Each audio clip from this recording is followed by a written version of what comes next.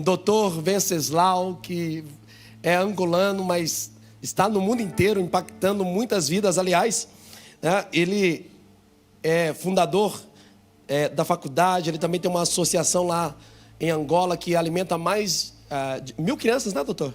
1.000 crianças na Angola. É uma pessoa que já está transbordando a nossa vida desde quinta-feira. E, irmãos, ontem foi poderoso. Quem estava aqui ontem, meu Deus. E se prepara, porque essa manhã Deus vai usá-lo de maneira poderosa para abençoar nossas vidas. E ele está cheio da unção, tá? As palavras dele estão cheio de unção. Doutor Venceslau, vem para cá, vamos aplaudir a Jesus recebendo a vida do doutor Venceslau.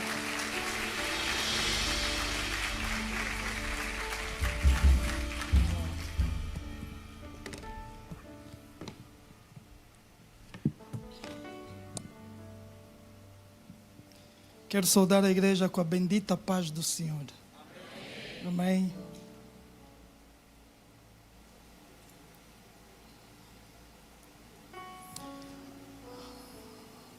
Preciso apresentar-me? Não, né, amados?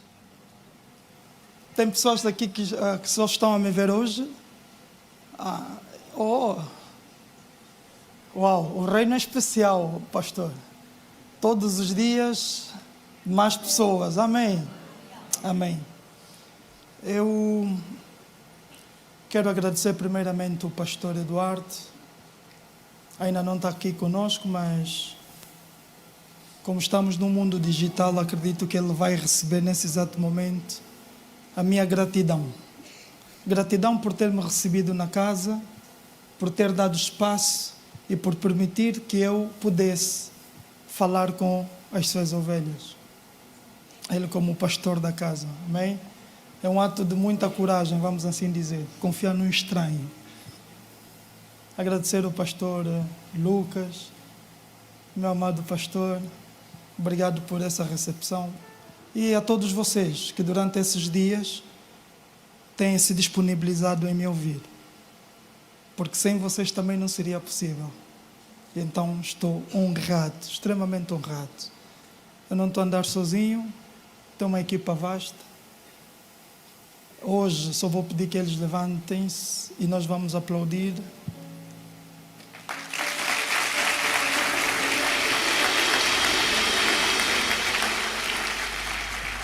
E para quem não me conhece, eu vou pedir que rapidamente passe um vídeo a meu respeito de um trabalho que nós estamos a fazer.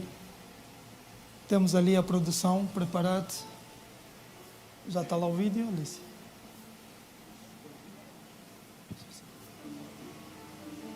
Temos lá?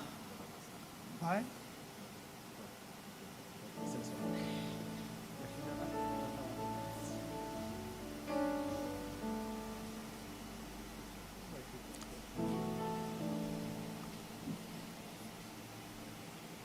Bem, não temos o vídeo, nós vamos apresentar rapidamente. Meu nome é Venceslau, amém?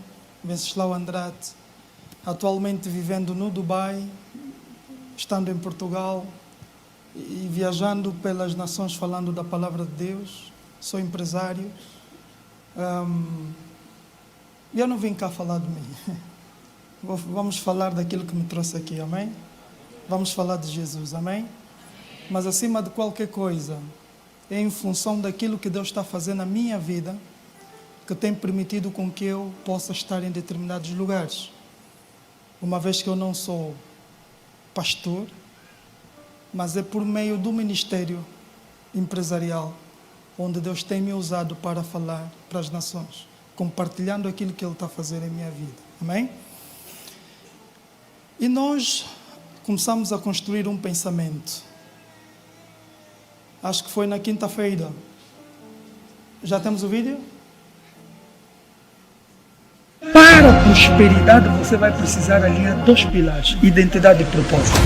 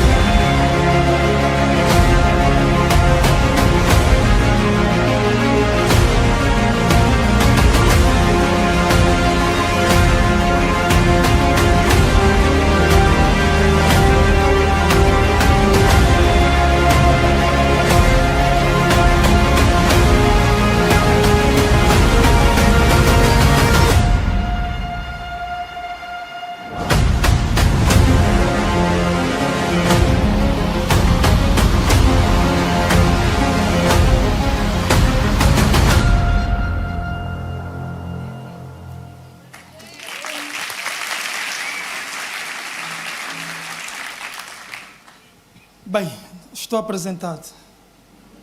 Amém. Estava a dizer que eu estava a construir um pensamento na quinta-feira. Quem esteve na quinta-feira? O público aqui vai... Na quinta-feira nós começamos a construir um pensamento. E o pensamento da quinta-feira foi trazer o povo a uma reflexão de que existe uma oportunidade de nós recomeçarmos. E muitas vezes recomeçarmos no mesmo caminho. Estamos lembrados? Estamos lembrados?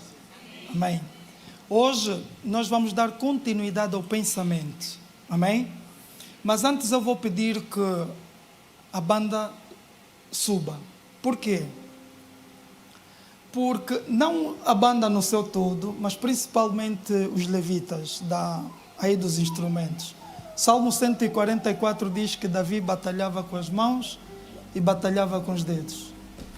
Ele ia para a guerra, usava as mãos, e quando a batalha fosse espiritual, ele usava os dedos. Porque nós lembramos que o rei Saul, a uma certa altura, deixou um espírito da parte de Deus, um espírito que lhe incomodava.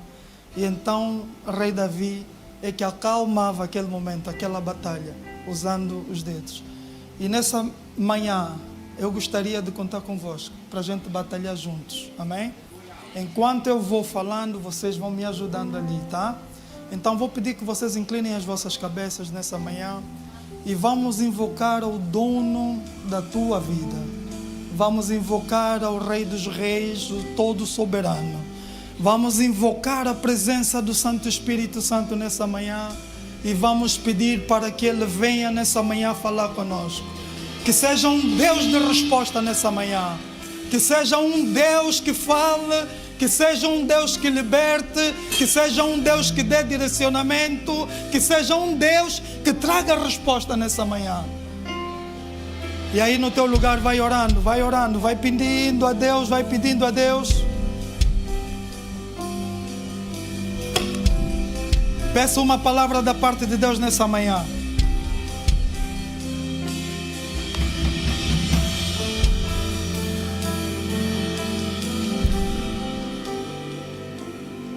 Amado e bendito Pai,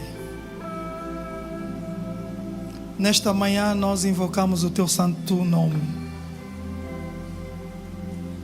Tu que és Deus, Tu que és soberano, Tu que és o dono do fôlego de vida, Deus.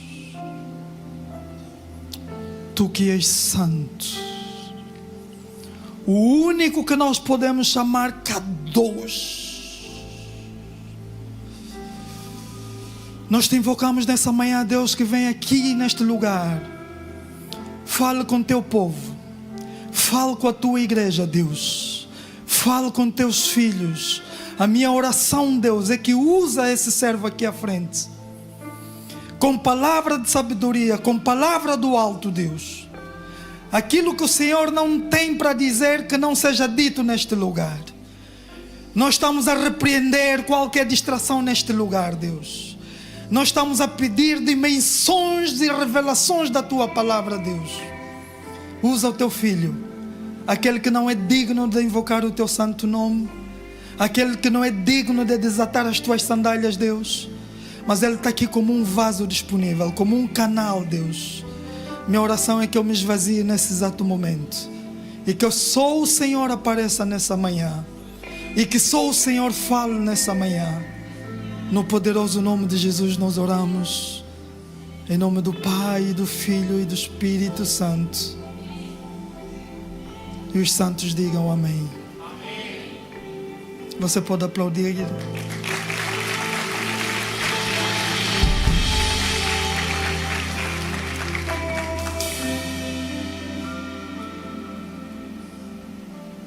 Dias no tempo e tempo nos dias. Dias dentro de um tempo e tempo no dia. Dias no tempo não é a mesma coisa que tempos no dia. Vejam, O pastor está a desafiar a igreja a viver dias dentro de um tempo. 2055 dentro de um ano. É vários dias dentro de um tempo muito específico. Come on. Come on. A nossa mensagem de hoje é dias no tempo. Tempo no dia, nos dias. É diferente a gente passar muitos dias dentro de um tempo e poucos dias serem passados dentro, ou pouco tempo ser passado dentro dos dias da tua vida. É completamente diferente. E o texto que nós vamos trazer nessa manhã é um texto que vai refletir sobre isso. Eu vou pedir que projetem Gênesis 47 e vamos ler do 7 a 12. Gênesis 47, a palavra de Deus está a dizer assim: depois José levou Jacó, seu pai. Depois José levou Jacó, o seu pai, e o apresentou ao rei, noutras versões a Faraó. Jacó deu a sua bênção ao rei. E este perguntou: qual é a sua idade? Este quem? O Faraó, o rei, perguntou ao pai de Jacó: qual é a sua idade? Jacó respondeu, pai de José: já estou com 130 anos de idade e sempre tenho andado de um lado para o outro. A minha vida tem passado rapidamente e muitos anos foram difíceis. E eu não tenho conseguido viver tanto quanto os meus antepassados, que tiveram uma vida tão dura como a que eu tive. Palavra do Senhor. Uma outra versão, se possível. O texto diz: e Jacó disse a Faraó, vamos voltar ao 7. E José trouxe Jacó, seu pai, e o colocou diante de Faraó. Está aí o texto que fala em Faraó. E Jacó abençoou o Faraó. O pai de José, Jacó, abençoou o Faraó. E Faraó disse a Jacó: quantos anos tu tens? E Jacó disse a Faraó: os dias das minhas peregrinações são 130 anos, poucos e maus têm sido os dias dos anos da minha vida, e não alcançaram os dias dos anos da vida de meus pais nos dias das suas peregrinações. Faraó perguntou a idade de Jacó. Jacó não está a responder a idade dele. Jacó está a responder o propósito dele. Jacó está a responder a missão dele. Jacó está a responder a tudo aquilo que ele andou a fazer na vida. Eu, se chegar nessa manhã e perguntar quantos anos você tem, normalmente a resposta mais curta seria: eu tenho X. Eu tenho 20, eu tenho 30, eu tenho 40 anos, em função da idade de quem está sendo perguntado, a sua idade, sim ou não? Mas Faraó pergunta uma coisa a Jacó, e Jacó está a responder não só a idade, mas está a falar sobre a sua peregrinação, sobre o seu propósito. Em outras palavras, Jacó está a dizer que eu poderia ter feito muito mais no tempo, na idade que eu tenho. Os meus antepassados fizeram muito mais e com uma vida muito mais dura. E eu, como cristão, quando olho para a vida de Paulo, facilmente consigo perceber aquilo que Jacó está a dizer. Com uma vida mais dura, Paulo fez muito mais do que eu. Com uma vida mais dura, João fez muito mais do que eu. Com uma vida mais dura, Tiago fez muito mais do que eu. Com uma vida mais dura, os nossos pastores estão a fazer muito mais do que eu.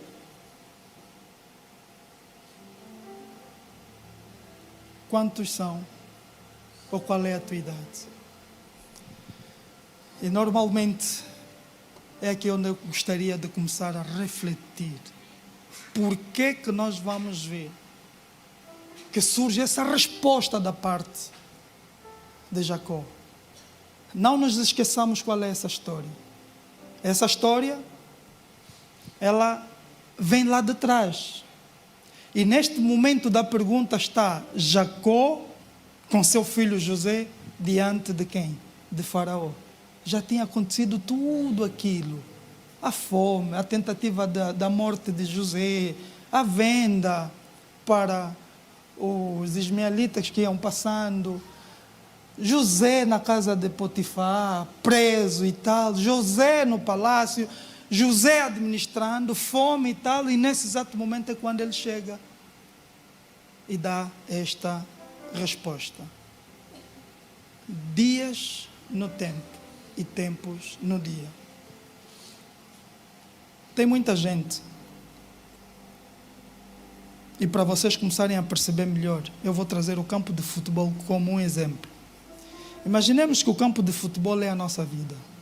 O campo de futebol. Tem muita gente que entra para o campo de futebol no primeiro minuto do apito, joga até os 90 e não faz nada. Aí pegam no reserva, colocam ele em campo, em 1 minuto ele marca 2 golos, a equipa ganha. Quem é o homem do jogo? É o reserva, que fez quantos minutos? 1 minuto, 2 minutos em campo. Anula tudo aquilo que os outros estavam a fazer lá em campo.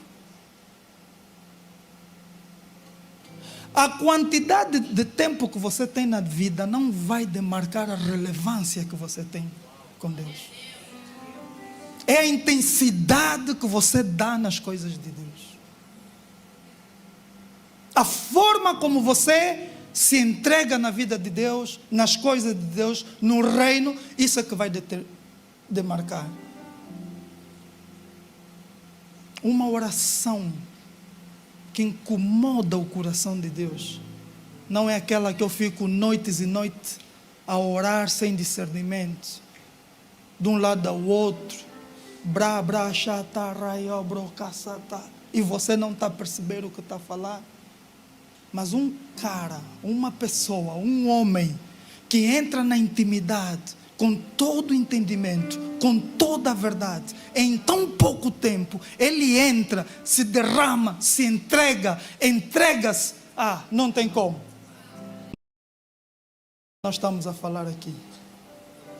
Por isso eu creio na visão do pastor Eduardo que é possível sim, em 12 meses, remir 2055. Vai depender muito de como vocês vão se entregar para isso. E quando eu ouvi essa visão do pastor, isso incomodou-me. Porque eu vejo, pastor, há pessoas que acordam de manhã, vão para o trabalho, saem de lá 21 horas, 22 horas, saem de lá às 7, saem de lá às 8 e produzem pouco, zero, produtividade zero. E há um outro grupo de pessoas que vão para o local de trabalho em tão pouco tempo, o resultado que essas pessoas estão a trazer para a empresa, a produtividade que eles estão a trazer para a própria vida, você vê e diz, uau! Então não vai ser a quantidade de tempo que você tem disponível. E vocês vão começar a perceber do que é que nós estamos a falar.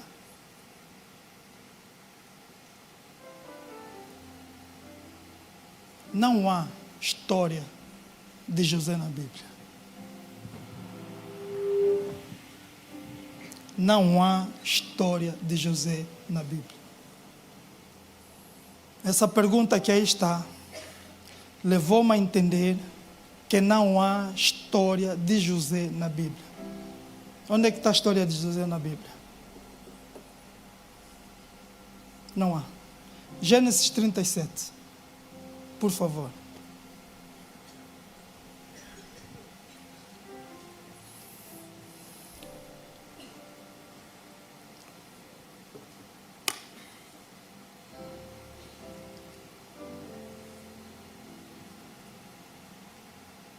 A palavra de Deus está a dizer assim: e Jacó habitou na terra em que seu pai foi estrangeiro. Na terra de quê? 2. Muda a versão, por favor. Mude a versão, meus amados, por favor. Vamos para uma outra versão. Neste versículo. Leiam todos, por favor.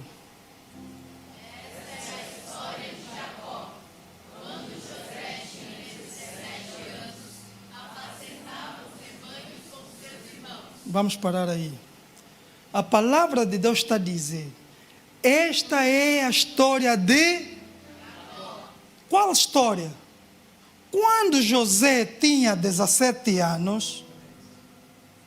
Não.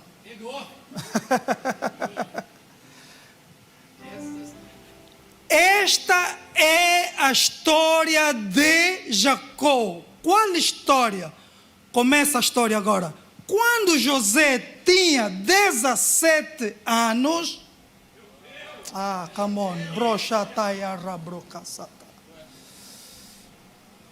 Eu vou precisar que vocês tenham entendimento e uma dimensão e que vocês se permitam mesmo seguir aqui o que estamos a dizer.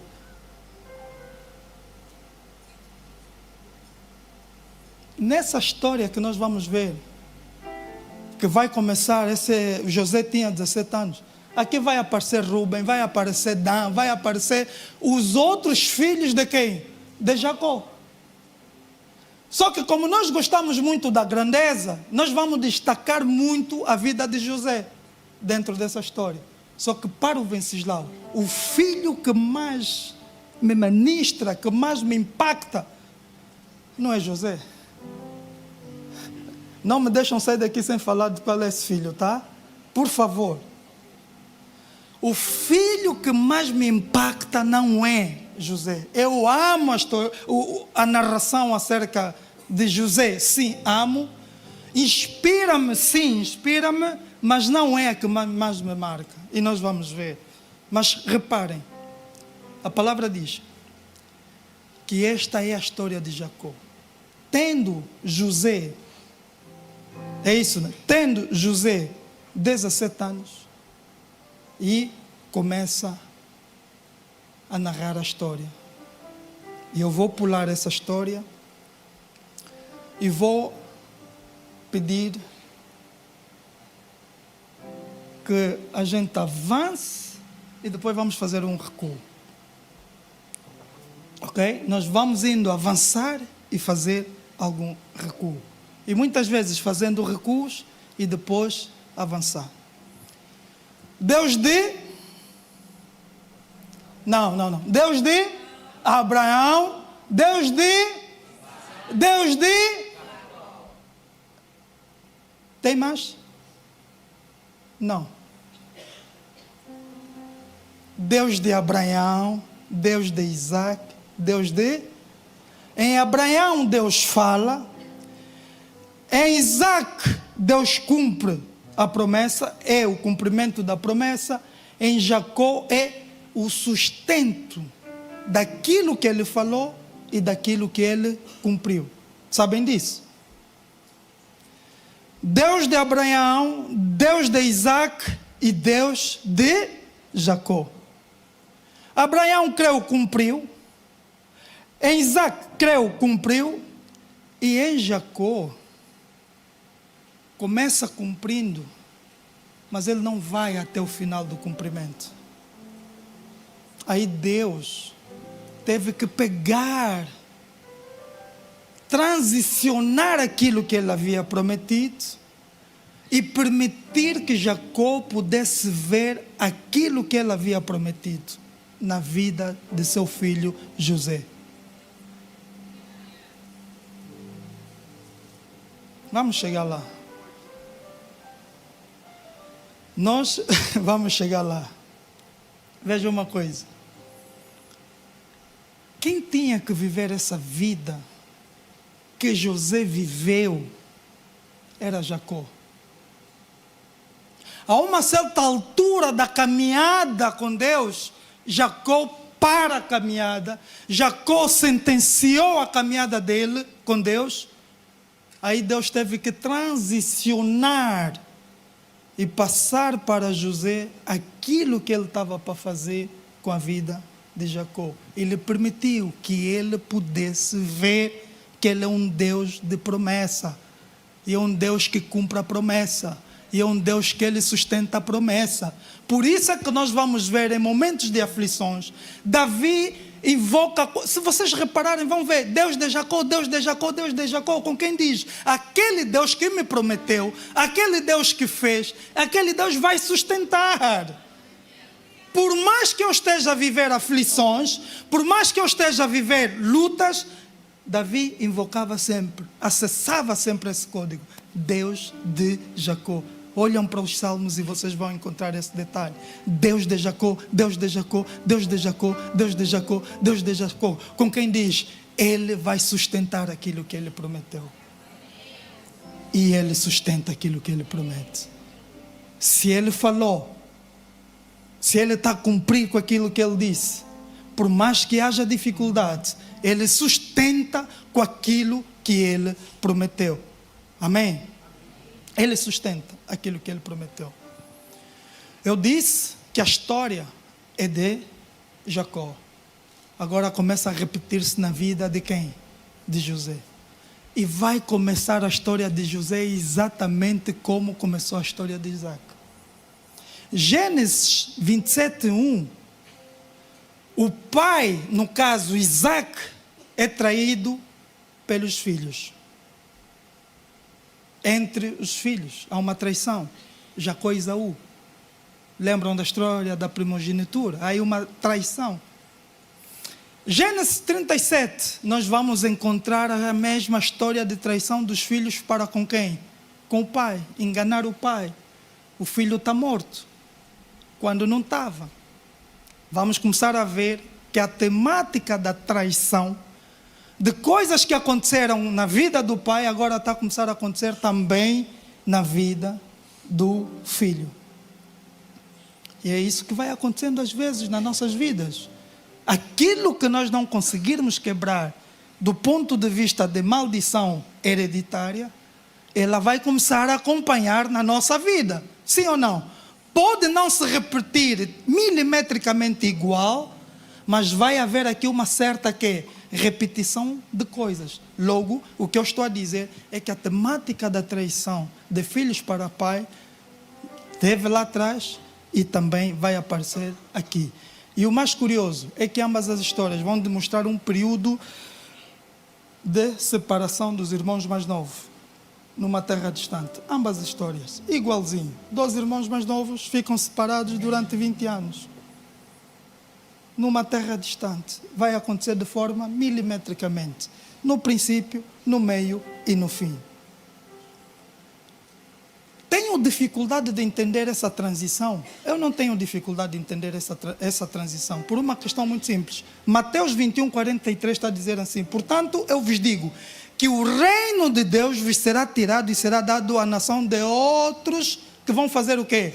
Que vão dar frutos. A palavra de Deus demonstra que o reino de Deus vai vos ser tirados e vai dar numa outra nação essa que vai fazer o quê? Vai dar frutos. Então a temática da transição, de retirar uma coisa na mão de alguém que não está a dar certo, que não está a produzir, que não está a fazer nada, Deus não vai esperar a tua decisão. Deus não vai esperar que você se movimente, que você decida. Deus vai te entregar algo. Deus vai falar contigo, vai te entregar algo, vai demonstrar isso.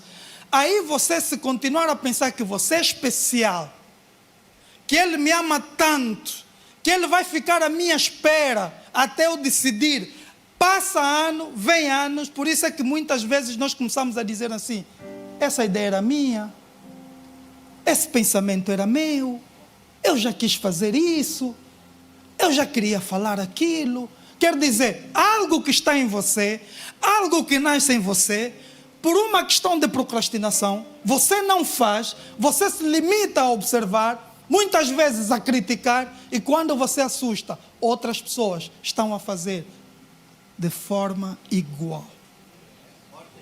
E agora você só fica a falar: era a minha ideia, era meu pensamento. O que eu quero dizer é que Deus transiciona. É fácil sim nós conseguirmos perceber isso, meus amados. é muito fácil. Por que é que eu digo que é muito fácil? Onde é que começa o problema? O problema vai começar quando o Jacó recebe uma mensagem dos mensageiros. Antes eu pensava que os filhos é que levassem a túnica. A palavra diz que enviam e fazem chegar a túnica ao filho. Quando o pai Jacó recebe a túnica do filho, Jacó sentenciou a sua vida nesse dia. Jacó estava numa viagem com Deus.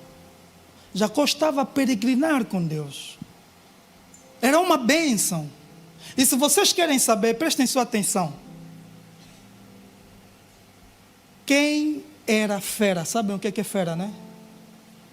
Naquela casa não era José. Era o pai e eram os irmãos. Quando José sonhasse, José corria aos irmãos. E na hora os irmãos diziam o que é que ele sonhou. Ao ponto deles ficarem com inveja do irmão.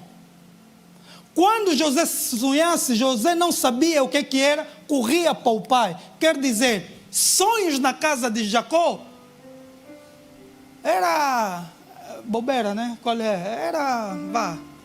Era comum.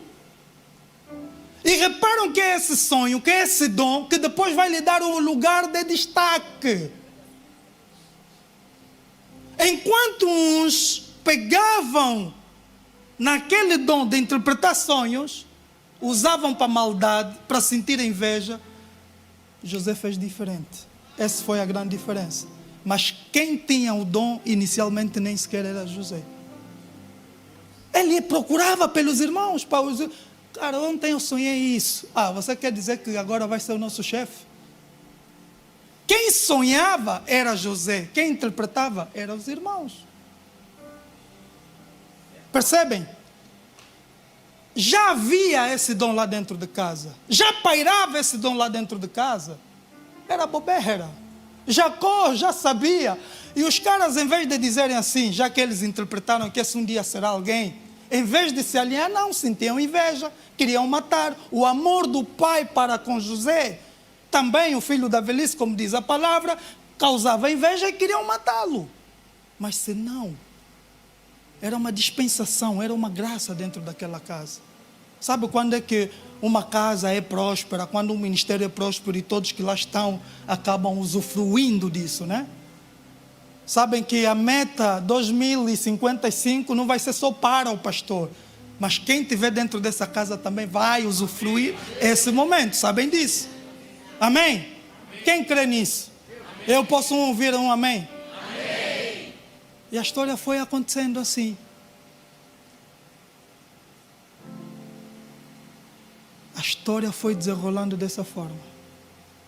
E aí, quando ele recebe a notícia de que o irmão morreu, ou melhor, o filho morreu, ele sentenciou a sua vida. Como é que ele diz? Ele sentenciou a sua vida.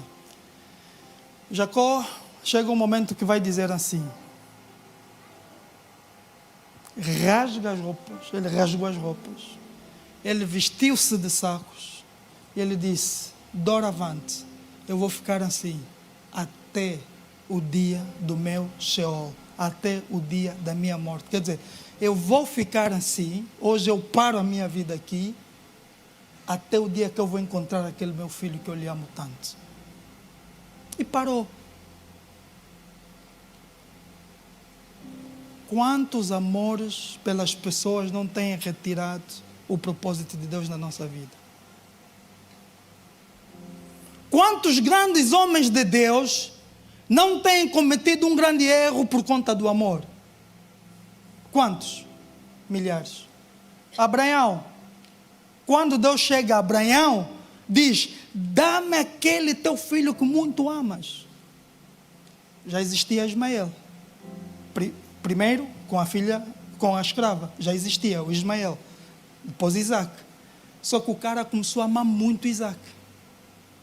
Muito, demais. Ao ponto do lugar de Deus no coração de Abraão, Deus começou a sair do coração e começou a entrar só Isaac. Veja, Isaac é uma promessa, Isaac é uma bênção. O que eu estou a dizer é que muitas vezes Deus dá-te aquilo que você está a orar, está a pedir, só que é essa coisa que começa a te afastar de Deus. É essa coisa que começa a substituir o amor de Deus aqui.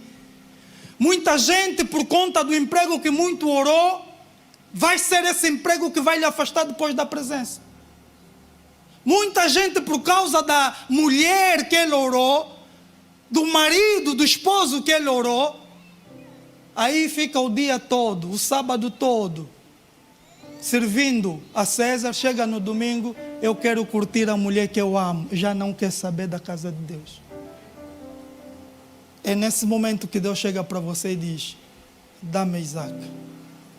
Renuncia a isso que você está a considerar como uma bênção que eu te dei. E isso não é para qualquer pessoa.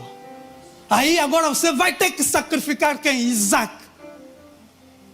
E quando o cara levanta a faca, eu tenho dito que a existência ou a filosofia antecede a existência. Tudo primeiro acontece no campo espiritual, depois é que vem para o material. Por isso é que eu digo, Abraão matou Isaac. A faca aqui em cima, Isaac já estava morto. A faca aqui em cima, Abraão já estava a ver o sangue de Isaac a jorrar. A faca aqui em cima, Abraão já estava a ver o luto, já estava a ver os choros. Aí Deus diz, agora percebi que você me ama, você conseguiu reposicionar as posições. Para.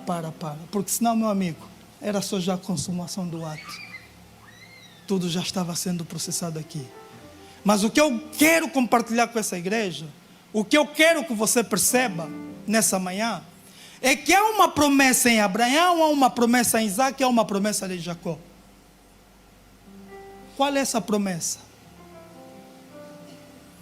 A promessa de sustento, de sustentar. Aquela promessa, nós vamos ver que depois da fala de José com Faraó e Jacó, diz a palavra que José sustentou o pai com pão. Não era José que tinha que sustentar o pai com pão, era Jacó que tinha que sustentar o filho com pão. Mas Deus fez questão de que ele visse que se ele lhe deu uma palavra, cumpriu com o pai dele, cumpriu lá à frente com o avô dele, ele iria cumprir com ele. E muitas vezes nós não queremos olhar para trás e ver o que é que Deus já está fazendo na nossa vida. Queremos chegar aqui nesse momento e queremos sentenciar. Porque não está a dar certo, porque não está a acontecer, nós pensamos que Deus já não está lá. Queremos pensar que Deus já não existe. E começamos a negar aquilo que Deus confiou em nossas mãos para podermos ir procurar outras fontes de receitas. Procurar outros caminhos. E o que é que acontece? É nessa hora que Deus vai transicionar aquilo que Ele te deu em alguém muito próximo para que os teus olhos vejam que Ele é fiel com a sua palavra. Ele é fiel. Ele é fiel. Ele é fiel. Eu não sei se eu estou a falar aqui para alguém nessa manhã. Eu não sei se eu estou a falar para alguém nesta manhã. Gênesis 37, 34. Vamos só ler rapidamente. Gênesis 37, de 23 a 35, rapidamente, só para perceber esse contexto. Quando José chegou aonde estavam os seus irmãos, estes lhe arrancaram a túnica ornamentada, agarraram-no e jogaram na cisterna que estava vazia sem água. E ao se sentarem para comer, viram longe uma caravana de ismaelita que via. Vamos passar rápido para ganharmos tempo. Vamos passar para ganhar tempo. Vamos passar. Vamos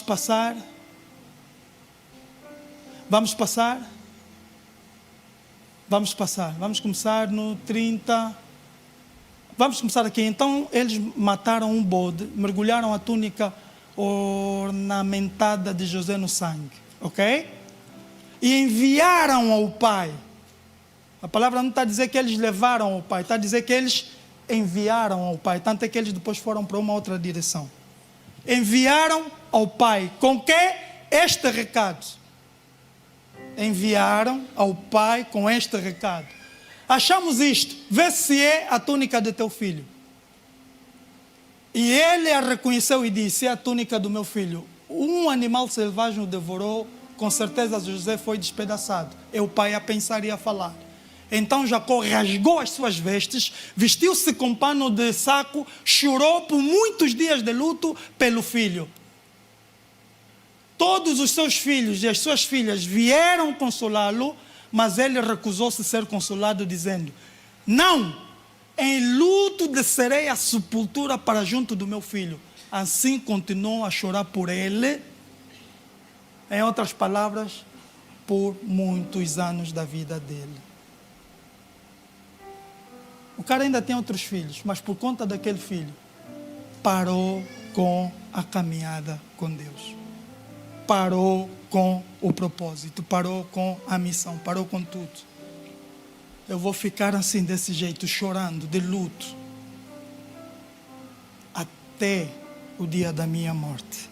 Meus amados, não termine a tua vida por conta de um amor que já se foi. Não termina a tua vida, o teu propósito, a tua caminhada com Deus por conta de alguma coisa que não está vindo da parte de Deus. Não pare com a tua caminhada por conta de uma dificuldade. A dificuldade, as coisas difíceis são as mais básicas para te fazerem parar a caminhada com Deus. Está difícil, está difícil. Mas há uma palavra que já se cumpriu lá atrás. E ele sustenta a sua palavra. E a palavra continua dizendo, em Gênesis 48, JP, estou a falar a verdade, vou terminar com isso. Porque aí o JP depois me chama: ó, Vences, tu fala que vai terminar e tu nunca termina. Estou a terminar com isso, JP. Cadê o JP? Estou a terminar. Gênesis 48, 47 e 8. É o nosso texto. Amém?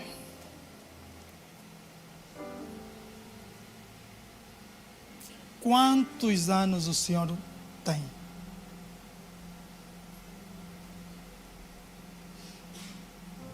Vamos na pergunta.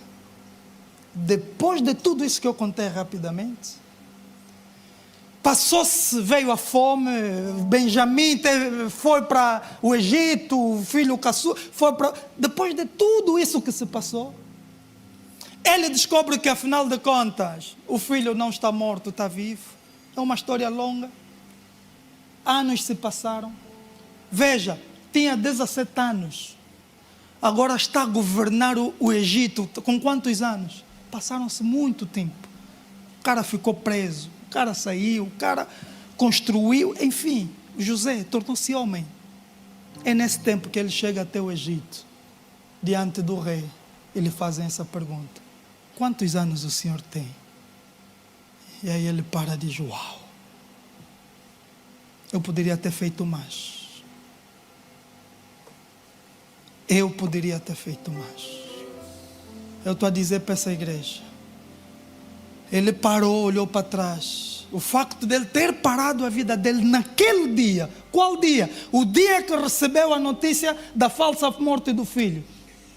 Que ele parou com a vida dele. Ele agora está a olhar e está a dizer: cometi um grande erro de ter parado. O que ele estava a viver ali era 2055. Deus trouxe para a presença dele. Veja o que eu te prometi: que você governaria em terra estrangeira, que você alimentaria os teus em terra estrangeira. E o cara chega lá, olha e diz assim: uau, quantos anos o senhor tem? A resposta dele, a resposta: 9.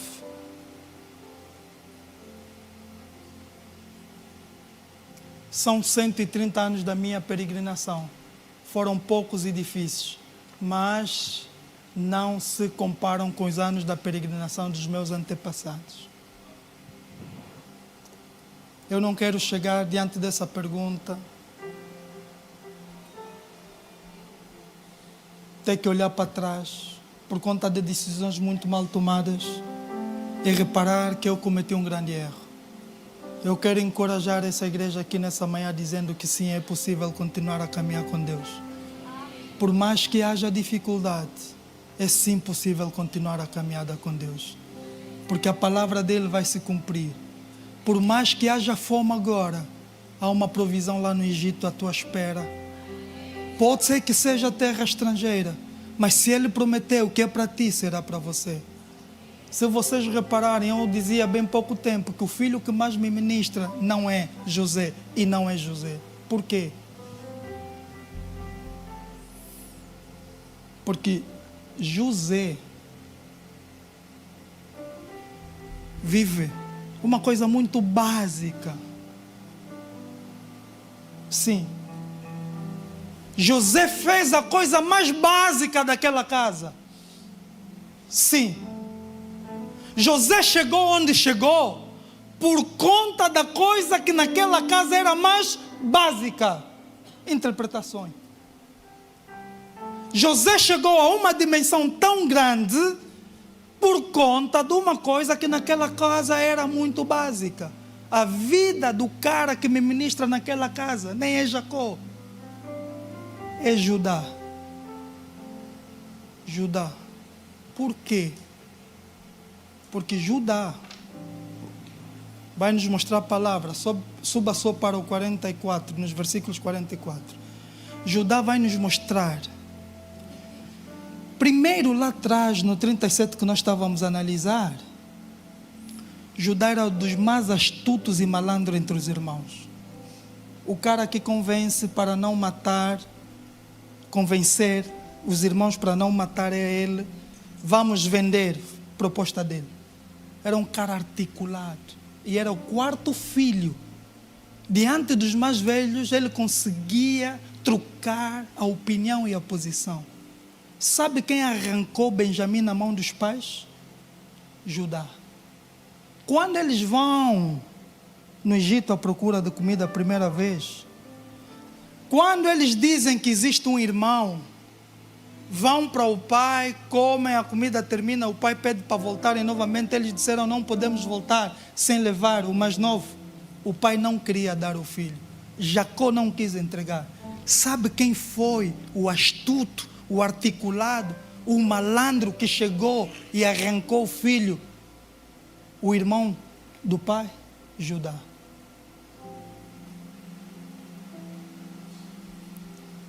É o cara que venderam os irmãos por uma moeda de prata. Quem é que vendeu o irmão por uma moeda de prata? Quem? Por moedas de prata, quem? Judá. Judá, em um primeiro momento da história, vai aparecer como sendo quem? Um prelúdio de Judá. O cara que vendem os irmãos por moedas de prata. Venderam o irmão Benjamim por moedas de prata nos ismaelitas. Povo vizinho, mas inimigo. Um povo inimigo. Aquilo era muito ofensivo. Mas, cara,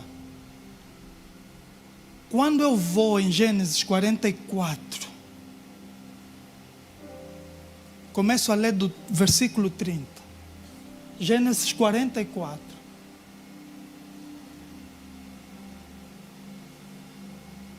Acontece uma história muito interessante. Em que José mandou colocar as suas utensílios, a taça lá, e levaram, depois de levarem a comida, levaram e mandou para irem buscar os irmãos, voltarem, encontraram, quando revistaram, conhecem a história, quando revistaram, encontraram o utensílio. E José disse, esse irmão agora vai ficar aqui como escravo. Lembram dessa história? Estamos juntos? Nesse exato momento, aquele Judá que eu conheci como vende-irmão, malandro, esse Judá entra em cena agora. Judá diz o seguinte: agora, pois, se eu voltar ao meu pai, teu servo, sem levar o jovem conosco. Logo que o nosso pai, que é tão apegado a ele, continua, perceber que o jovem não está conosco, morrerá. Os teus servos farão o seu velho pai descer seus cabelos brancos com tristeza à sepultura. Além disso, o teu servo garantiu a segurança do jovem ao seu pai, dizendo-lhe: se eu o não trouxer de volta, serei culpado diante de ti pelo resto da minha vida. Por isso, deixa o teu servo ficar como escravo do meu Senhor, no lugar do jovem, e permite que ele volte com os seus irmãos. E ele diz: Judá, como poderei eu voltar ao meu pai sem levar o jovem comigo? Não posso ver o mal que sobreviria ao meu pai. Meus amigos, se você subir a uma dimensão espiritual nesse exato momento que eu estou a falar, eu consigo perceber porque que Jesus resistiu naquela cruz. Não poderia voltar sem que os irmãos dele, você e eu, voltassem. O que eu estou a falar, quem é que se colocou como escravo no lugar do irmão? Quem? Jesus. Come on. Igreja, vocês estão comigo? Eu estou a dizer que esse Judá, que era malandro, que era pecador, que era um inválido sem currículo, que não prestava para nada, que vendeu o irmão, aquele articulado que enganava, chega um momento da vida dele que diz que eu tenho solução. É possível haver mudança. Chega um momento que ele diz o seguinte: eu quero ficar no lugar do meu irmão como escravo. E eu só vi uma pessoa fazer isso: Jesus. Jesus. Jesus. Que disse ao pai: eu vou lá, eu vou cuidar disso, como disse Judá. Pai, eu vou lá e eu vou cuidar dele. Judá disse isso ao pai. E quando chegou lá, encontrou um cenário triste, encontrou uma situação caótica. Ele disse: eu não posso voltar à casa do meu pai sem que o meu irmão volte comigo. Prefiro eu ficar no lugar dele, mas ele tem que voltar. Por isso é que esse cara me inspira. Por isso é que esse cara me inspira. Por isso é que eu gostei da vossa filosofia quando vocês dizem que vamos para o mundo porque não podemos voltar sem os nossos irmãos. Vamos acelerar 2055. Por quê? Porque está quase, está próximo. Então vamos trazer 2055 para aqui. Por quê? Porque não podemos voltar sem os nossos irmãos. Eu quero ver um povo que se levanta nessa manhã. Que se levanta nessa manhã. Eu quero ver um povo que se levanta nessa manhã. Uau! Um povo que vai dar de tudo. Um povo que vai dar de tudo. Um povo que vai dar de tudo. Um povo que vai fazer de tudo pelo seu irmão. Um povo que vai se colocar no lugar do seu irmão. Já não é mais o meu lugar de conforto. Já não é mais a minha casa. Já não é mais o meu carro. Come on, eu vou ter que viver porque eu tenho que levar o meu irmão de volta. Haja dificuldade, haja prego, o que houver, mas eu não posso voltar para a casa do Pai sem o meu irmão. Quem está com esse espírito nessa manhã? Quem está com esse espírito nessa manhã? Uau! Eu quero ficar no lugar dele. Reino, quando você vê um cara se drogar, você tem que olhar para esse cara e dizer: não posso voltar para o Pai sem que essa alma volte comigo. Quando você vê pobreza, pessoas sofrendo. Você tem que falar: não, a minha inteligência vai ter que servir para isso. O pouco que eu tiver vai ter que servir para essa comunidade, para esse povo. Porque não posso voltar para a casa do Pai sem o meu irmão. E isso incendeia o meu coração. E eu creio que aqui um exército de pessoas nessa manhã, que isso está a incendiar o coração deles. Que não podemos voltar à casa do Pai sem os nossos irmãos. Com a minha inteligência, com o meu dinheiro, com o meu tempo, com aquilo que eu tiver. Mas eu tenho que sair para as nações. Eu tenho que sair para as vizinhanças. Eu tenho que sair para algum lugar. Por quê? Porque pode haver dificuldades. Há uma promessa da parte de Deus. Há um ide, há um mandamento. Idem a todas as nações. Vão lá resgatar. Por isso, nessa manhã, meu irmão, ora por esse ímpeto, por esse fogo que se acende nesse momento. Um fogo que vai arder o teu coração pela alma do teu irmão. Não é a quantidade, não é o tempo que você tem que viver, é a forma como você vai se entregar para ir resgatar o teu irmão. Resgatar o teu irmão da prostituição. Resgatar o teu irmão da droga. Resgatar o teu irmão daquele sítio que tem afastado de Deus. Resgate até a última alma. Resgatar até a última alma. Chegar a um ponto da vida que você vai olhar e você vai dizer: combati um bom combate. Eu fui até a última alma. Eu fui até a última alma. Quem está aqui comigo nessa manhã, começa a orar, começa a pedir a Deus. Aproveita essa atmosfera. Aproveita essa atmosfera, povo de Deus. Não deixa perder essa oportunidade. Restaure, assim como Judá, que em algum momento da vida ele foi o que foi. Você também tem solução, meu irmão. Você também tem esperança, meu irmão. Há a possibilidade de você continuar a caminhada. Há a possibilidade de você fazer alguma coisa. Há sim a possibilidade de eu fazer alguma coisa, porque ainda vou a tempo de fazer essa coisa. Mas é hoje que o Senhor está a levantar aqui nessa casa um exército. Um exército.